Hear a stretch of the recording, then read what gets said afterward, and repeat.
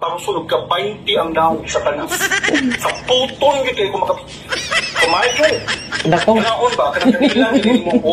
Mayong tao ulit yan. Kung ba yung ano nga pangal. Isti na mga adik-adik sa mga yawang sa tagko. Sunod sa document. Let me... Awa-hapa ni kanya akong desktop. Ako sa nikuha na. Close na ako na. Kaya mag-open ka later o ka ng mga messages at mga yang kasipuanos. So, mo ni... Ayan, no? So, na-ako'y Guandari Beverly Hills files, na-ako'y Dumanog files, kay most of the messages that I've been receiving, yung mga tao sa Dumanog, I don't know why. Murag dako-dako akong kalangkuhan diha, kanang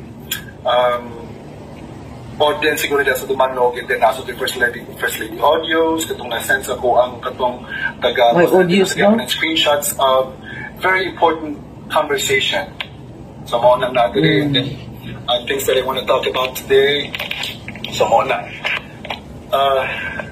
So, this is just going to be real quick lagi kay bila naman sa akong battery na bilhin nila. So, I only have 30%. So, let's make this quick. So, ang sunod sa document, I'm going to recount what happened. So, I've already done that. And then, okay. So, muna na yung nakitabo. Sa sunod sa document, lingon dito nga, they were having this dinner at an event.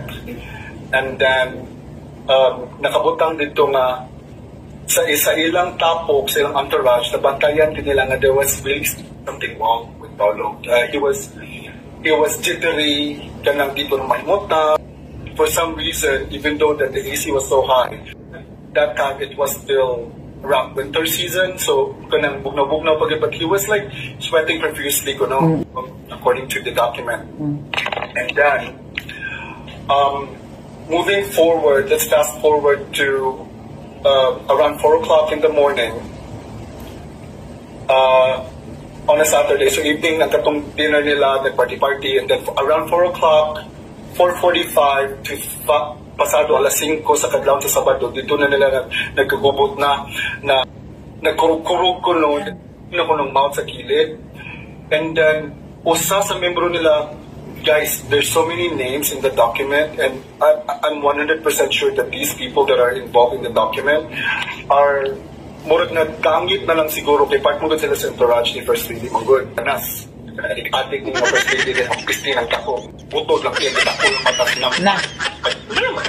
Ako ba, makaon mo na, galing ko sa naong yun, siya pagkapakapon, galing sa itong pag-ibuang natin nila galing sa Pilipinas. Magulong mo na, galing ko na sa puton, kuburin mo yung tukit, ang pangsulog ka, painti ang naong sa tanas. Sa puton, galing ko kamayong.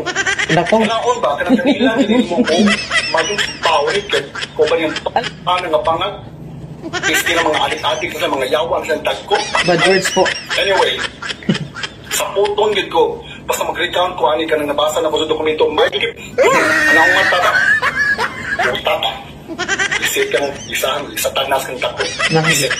So anyway, isama ka sa linoon ko, aligi ko rin ba sa punta. So, dito na, mga pasado alas 5, dito na, nag-phone, nag-mount niya. Usa sa kanang kuhan para silang entourage, ganahan dito, ayaw mong tawag ko, 911. Because, buhay pa man, nagkuhan pa ba ka nang nag-seizure ba? O nagkurug-kurug ba? Dito nag-udi na dito, pero ilang ugnan. Wala yung nagsugot o kaya mo tawag na yun, or report it, ilara yung itang ilara yung ipasagdaan itang mamatay ang tao. So they literally have almost more than 7 hours to report what was happening on a Saturday.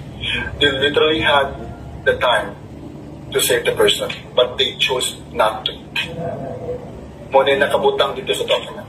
A lot of people involved, daghan pa kayo dito, but I'm going to keep this as an alas. Daghan kayo chats na ako. And then I received a lot of kanang advices sa kanang council na mga ko advice sheet out sa council now on what to do with the information that I have. So I'm going to keep this and as and last na ako, so to speak, na og naman gani mahitabo na ko, kibaw na mo kinsay kagagawan, kung na mahitabo na ko, and that information will be publicly announced. Okay? So, muna sa putong gadyayo ko magunahon kay they had a lot of time to report and save Paulo. Kawawa naman. They had a lot of time but they chose not to. Diba? So karon,